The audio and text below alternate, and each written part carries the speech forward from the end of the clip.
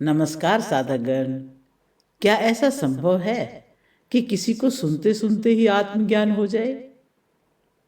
जी हाँ, ये संभव है। आत्मज्ञान बहुत ही सरल है। घोड़े पर चढ़ने के लिए उसके पागड़े में एक पांव रखे व दूसरे पागड़े में पैर रखने में जितना समय लगता है, उससे भी कम समय में आत्मज्ञान प्राप्त हो सकता है। शास्त्रों में लिखे गए उक्त कथन की सत्यता को सिद्ध किया है ऋषि अष्टावक्र ने। राजा जनक को अष्टावक्र द्वारा इतने कम समय में आत्मबोध कराया गया। राजा जनक को अष्टावक्र को सुनते सुनते ही आत्मज्ञान प्राप्त हो गया, क्योंकि आत्मज्ञान कोई प्रक्रिया नहीं है जिसे स्टेप बाय स्टेप प्राप्त किया जाता है, बल्कि आत्मज्ञान एक घटना है जो पात्रता होने पर किसी भी समय और कहीं भी घट सकती है, चाहे आप घोड़े पर ही क्यों न चढ़ रहे हों, जैसा कि राजा जनक को हुआ था। राजा जनक में वह पात्रता मौजूद थी, इसलिए अष्टावक्र तुरंत ही काम कर गए। राजा जनक को ज्ञान शिरोमणि अष्टावक्र द्वारा घोड़े के पागड़े में दूसरा पैर रखते समय दिया गया यही ज्ञान अष्टावक्र गीता के रूप में जगत प्रसिद्ध हुआ है। अष्टावक्र गीता या अष्टावक्र संहिता भारतीय अध्यात्म का अतुलनीय ग्रंथ माना जाता है। ऐसा ग्रंथ जिसे पढ़ते पढ़ते सुनते सुनते ही आत्मज्ञान हो सकता है। जैसा कि स्वामी विवेकानंद ने स्वयं लिखा है कि स्वामी रामकृष्ण परमहंस के कक्ष में एक और किताब भी थी, अष्टावक्र संहिता। अगर कोई वह पुस्तक निकालता और ठाकुर रामकृष्ण परमहंस देख लेते थे तो वे उसे उस किताब को पढ़ने से मना कर देते थे और मुक्ति और उसका साधन श्रीमद् भगवद गीता या कोई और ग्रंथ पढ़ने को कह देते थे। लेकिन मुझे वे जोर देकर अष्टावक्र गीता पढ़ने को कहते थे। मेरे द्वारा मना करने पर भी आग्रह करके कहते थे कि तुम मत पढ़ो, मुझे पढ़कर तो सुना दो। उनके आग्रह पर मुझे थोड़ा बहुत उसे पढ़कर सुनाना पड़ता था। कहा जाता है कि इस पुस्तक को पढ़ते पढ़ते ही वे ध्यानस्थ हो गए और उनके जीवन में क्रांति घट गई।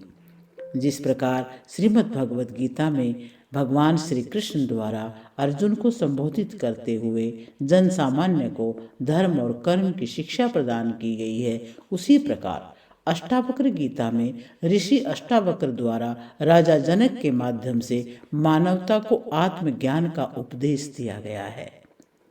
आत्मज्ञान हेतु अष्टावक्र गीता में किसी भी क्रिया, पूजा, प्रार्थना, ध्यान, कर्म, भक्ति, भजन कीर्तन, योग, हठ योग कुछ भी आवश्यक नहीं माना गया है। अष्टावक्र गीता का मानना है कि क्रियाएं केवल अहंकार को पोषित करती हैं। यह केवल दिखावा या आडंबर मात्र है। अहंकार को हटाने के लिए की जाने वाली सभी क्रियाएं केवल मूर्खता है। आपको इसे हटाने के लिए दीपक मात्र जलाना है, ज्ञान का प्रकाश लाना है, अंधकार गायब हो जाएगा। ज्ञान प्राप्ति का मार्ग केवल बोध है।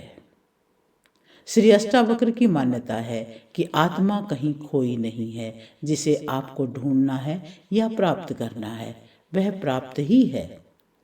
यह केवल विस्मृत हो गई है, उसे पुनः स्मरण में लाना है। इसके लिए कुछ करना नहीं है, केवल अपने को खाली मात्र कर देना ही भरने की विधि है। गौतम बुद्ध ने 6 वर्ष तक खूब तप किया, कुछ नहीं मिला। अंत में निरंजना नदी के किनारे लेट गए। जैसे ही वो खाली हुए, शून्य की स्थिति में पहुंचे तो उसी क्षण बुद्धत्व प्राप्त हो गया। अब जानते हैं ऋषि अष्टावक्र थे कौन? अष्टावक्र प्रसिद्ध उद्दालक ऋषि के शिष्य और दामाद, वेद पाठी एवं प्रकांड विद्वान कहोड़ के पुत्र थे। उनकी माता का नाम सुजाता था। इनका शरीर 8 स्थानों से टेढ़ा होने के कारण इनका नाम अष्टावक्र पड़ा था। इसके बारे में कथा प्रचलित है कि अष्टावक्र गर्भ में पिता के वेद पाठ को सुना करते थे। एक दिन उनसे रहा नहीं गया और इन्होंने गर्भ में ही पिता को टोक दिया। बोले, रुको, ये सब बकवास है, शास्त्रों में ज्ञान नहीं है, ज्ञान तो स्वयं के भीतर है। सत्य शास्त्रों में नहीं, स्वयं के भीतर है। शास्त्र शब्दों का संग्रह मात्र है। अष्टावक्र की बातों से प्रकांड पंडित पिता के अहंकार को चोट लगी और उनके द्वारा क्रोध में आकर के पुत्र को श्राप दे दिया गया कि जब तू पैदा होगा तो 8 अंगों से टेढ़ा मेढ़ा होगा। इस प्रकार स्वयं के पिता द्वारा शापित अष्टावक्र पैदा हुआ। अष्टावक्र राजा जनक के समकालीन थे। अष्टावक्र के संबंध में 2 मुख्य कथाएं प्रचलित हैं। पहली कथा ये है, माना जाता है कि जब अष्टावक्र 12 वर्ष के थे तब राजा जनक ने देश के सभी बड़े बड़े विद्वानों को बुलाकर तत्व ज्ञान पर शास्त्रार्थ का आयोजन किया, जिसमें उनके पिता पंडित कहोड़ भी शामिल हुए। घोषणा यह थी कि शास्त्रार्थ विजेता को सींगों के ऊपर सोना लेप की हुई 100 गायें दी जाएंगी। अष्टावक्र को जब खबर लगी कि उनके पिता बाकी सभी से तो जीत गए हैं पर एक पंडित से हार रहे हैं, तो उनसे रहा नहीं गया और वे सभा में पहुंच गए। टेढ़े मेढ़े अंगों से युक्त इस कुरूप बालक को देखकर सारी सभा हंसने लगी। थोड़ी देर रुकने के बाद अष्टावक्र भी उन सभासदों को देखकर जोर जोर से हंसने लगे। इस पर राजा जनक ने उनसे पूछा कि यह विद्वान क्यों हंसे, ये तो मैं समझ गया, किंतु तुम क्यों हंसे ये मैं समझ नहीं पाया। अष्टावक्र ने कहा, मैं इसलिए हंसा कि कितनी अजीब बात है, ये सभी चर्म अर्थात शरीर के व्यापारी यहाँ इस सभा में सत्य का निर्णय कर रहे हैं। जिन्हें मेरा आधा टेढ़ा शरीर ही दिखाई दिया, मैं आत्मा नहीं, ऐसे में ये सभी चर्म के व्यवसायी ही कहलाएंगे, ज्ञानी नहीं। अष्टावक्र आगे बोले, हे राजन, मंदिर के टेढ़ा होने से आकाश टेढ़ा नहीं होता है। मंदिर के गोल व लंबा होने से आकाश गोल या लंबा नहीं होता है, क्योंकि आकाश का मंदिर के साथ कोई संबंध नहीं है। वैसे ही आत्मा का भी शरीर के साथ कोई संबंध नहीं है, क्योंकि आत्मा नित्य है और शरीर अनित्य है। हे राजन, ज्ञानवान को आत्मदृष्टि होने से वह आत्मा को देखता है और अज्ञानी की चर्म दृष्टि होने से वह शरीर को ही देख पाता है। अष्टावक्र के इन वचनों को सुनकर राजा जनक उनके चरणों में गिर पड़े, साष्टांग दंडवत किया और उन्हें ज्ञान का उपदेश देने हेतु अपने महलों में आमंत्रित किया। सिंहासन पर बिठाकर शिष्य भाव से नीचे बैठकर बालक अष्टावक्र से अपनी जिज्ञासाओं का समाधान कराया। यही शंका समाधान अर्थात जनक अष्टावक्र संवाद अष्टावक्र गीता के रूप में प्रसिद्ध है। अष्टावक्र के संबंध में दूसरी कथा ये प्रचलित है कि राजा जनक ने आत्मज्ञान संबंधी कई शास्त्रों का अध्ययन किया। उनमें से किसी में यह लिखा था कि आत्मज्ञान बहुत सरल है। घोड़े पर चढ़ने के लिए उसके एक पागड़े में पैर रखें व दूसरे पागड़े में पैर रखने में जितना समय लगता है, उससे भी कम समय में आत्मज्ञान संभव है। जनक द्वारा शास्त्रों में लिखे उक्त कथन की सत्यता साबित करने की चुनौती दिए जाने पर जब कोई भी आगे नहीं आया तो अष्टावक्र ने ये चुनौती स्वीकार कर ली। अष्टावक्र राजा जनक को लेकर शहर के दूर एकांत स्थान में गए। घोड़ा रोककर जनक से एक पांव घोड़े के एक पागड़े में रखने को कहा। जब जनक ने पांव रख दिया तब जनक से पूछा, बताओ शास्त्रों में क्या पढ़ा है? जनक ने वही बात दोहराई। अष्टावक्र ने कहा, यह तो सत्य है, उसके आगे क्या पढ़ा? जनक ने कहा, इसके लिए पात्रता होनी चाहिए। अष्टावक्र बोले, क्या ये शर्त तुमने पूरी की है? जब पूरी नहीं की तो आत्मज्ञान कैसे संभव है? राजा जनक चौंक गए। वे ज्ञानी एवं जिज्ञासु थे। उसी क्षण उन्होंने अष्टावक्र के सामने समर्पण कर दिया और समर्पण भाव आते ही अहंकार विलीन हो गया। जनक पिघल गए, वाष्प बन गए, शून्य हो गए, पात्र रिक्त हो गया और अष्टावक्र ने सारा ज्ञान एक झटके में उड़ेल दिया और जनक को दूसरे पाकड़े में पैर रखने से पूर्व ही आत्मबोध हो गया। समाधिस्थ हो गए, पागड़े में पांव रखने की सुधि न रही। तो इस प्रकार उन्होंने सिद्ध किया कि आत्मज्ञान कितना सरल है। और अब हम जानते हैं कि यह अष्टावक्र गीता श्रीमद् भगवत गीता से किस प्रकार अलग है। कृष्ण गीता में कुल 18 खंड हैं जिन्हें अध्याय कहा गया है। अष्टावक्र गीता में 20 प्रकरण हैं जिन्हें सूत्रों में पिरोया गया है।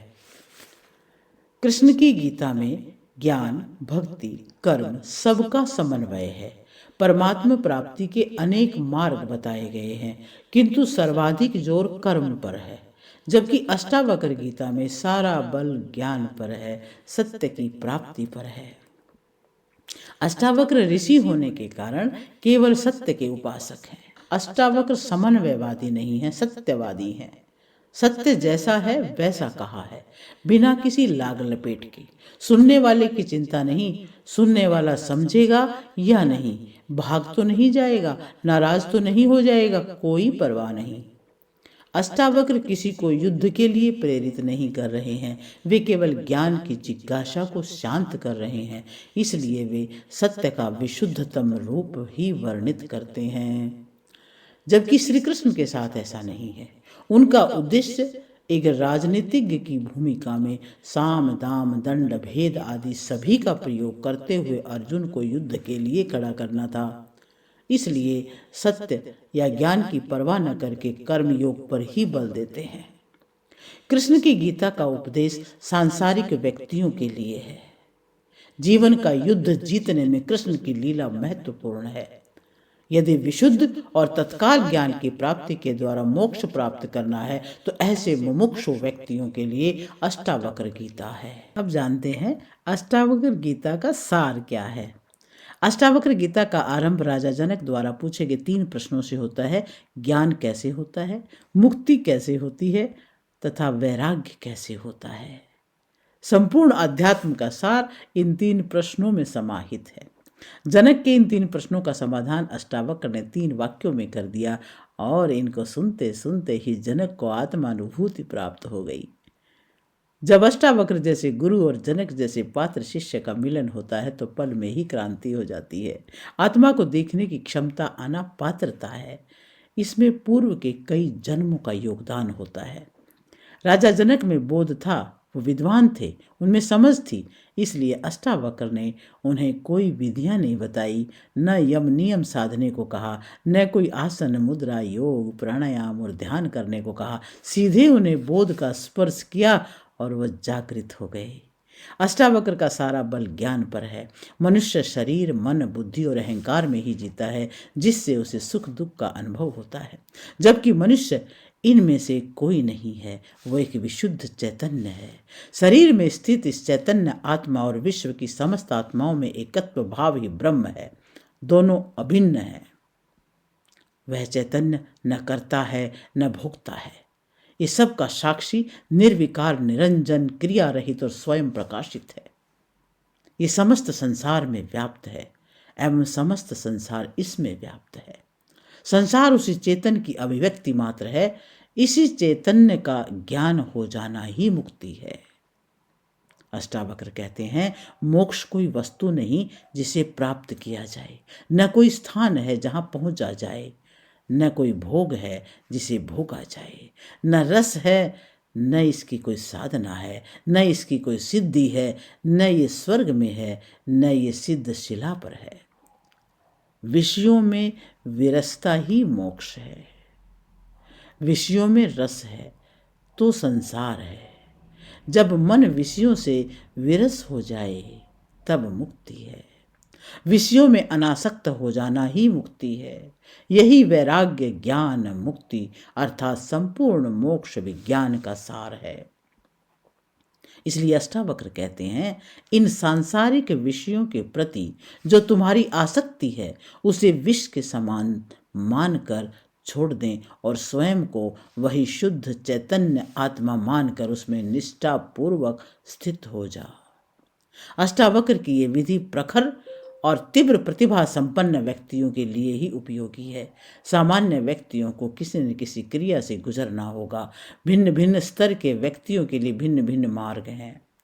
अष्टावक्र गीता आत्मज्ञान के इच्छुक व्यक्तियों के लिए निश्चित ही एक ऐसी नौका है जिसमें बैठकर इस संसार रूपी भवसागर को पार कर मुक्ति लाभ लिया जा सकता है, जो कि जीव की उच्चतम स्थिति मानी जाती है। ओम शांति शांति शांति।